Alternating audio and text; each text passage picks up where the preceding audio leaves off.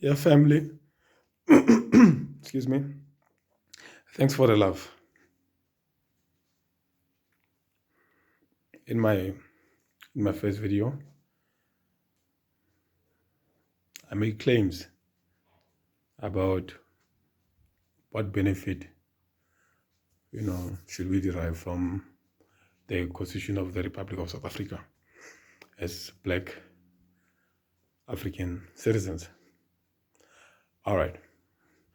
Let me make a disclaimer. I am non-partisan. I'm no card-carrying member of any political party in South Africa. That's not my interest. Being a South African citizen is enough for me to exercise my democratic rights. Here we go.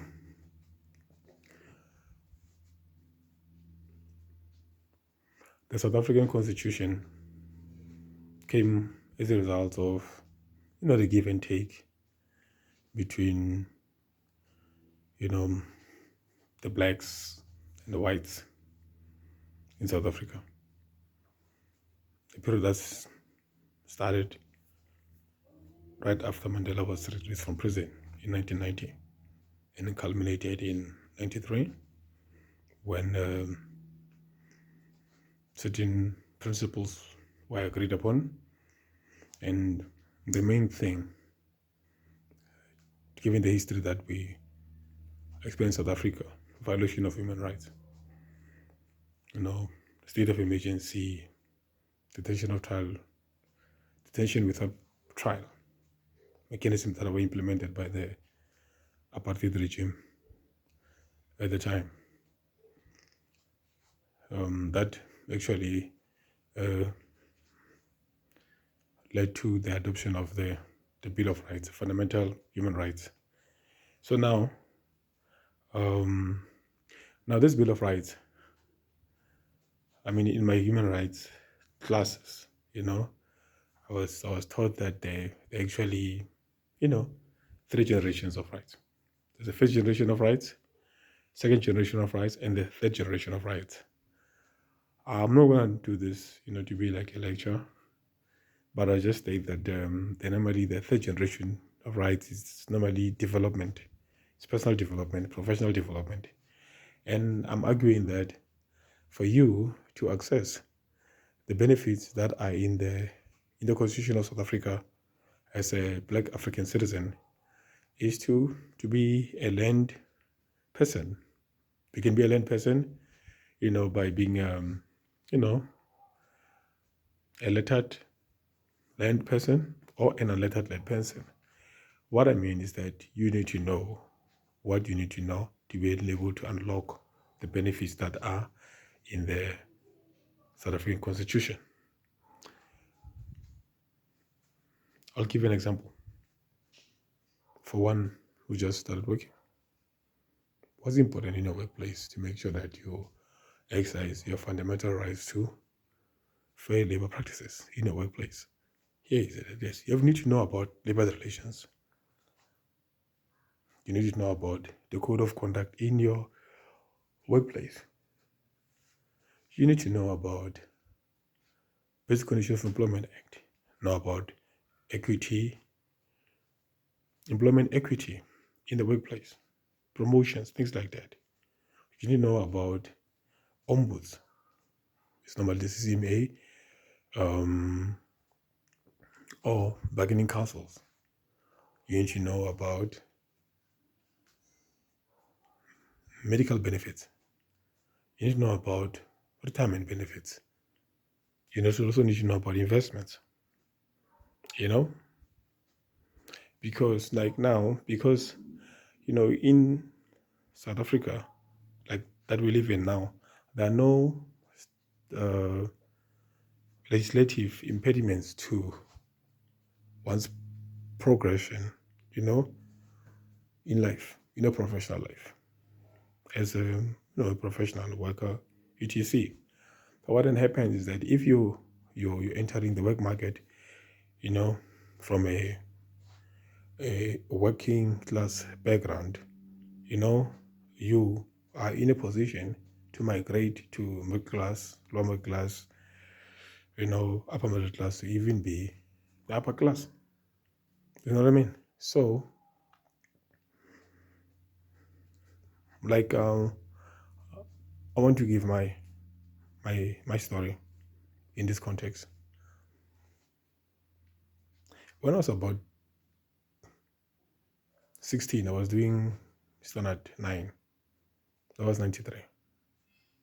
Around the time, there was the time of the negotiations, and I could hear on the radio, Kadina Kadi Taba, and will be saying that, hey man, there's negotiation about payment parity. All right. So black people were going to be earning as much as white people in the workplace. All right.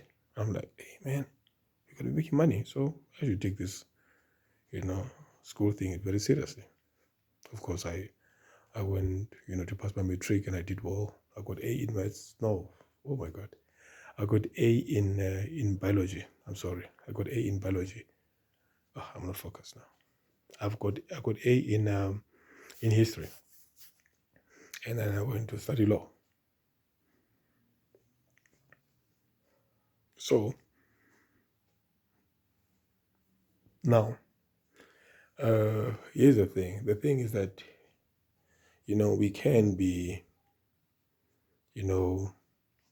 approaching and getting ourselves in the professional setup, the working setup, and the business setup, as if we're not the indigenous people of this country. What I mean is that our ancestors, right, had to pay taxes in the form of hard tax, VAT, income tax, you name it, right, to get South Africa to where it is.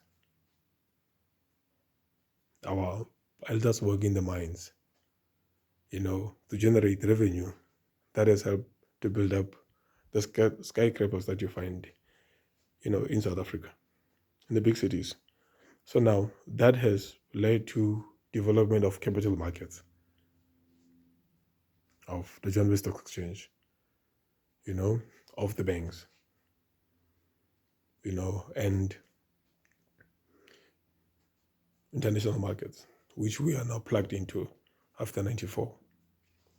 So what I'm trying to say is that in our dealings, we need to activate our rights, to participate in the Johannesburg Stock Exchange as retail investors to start with, and we need to take time and learn about that.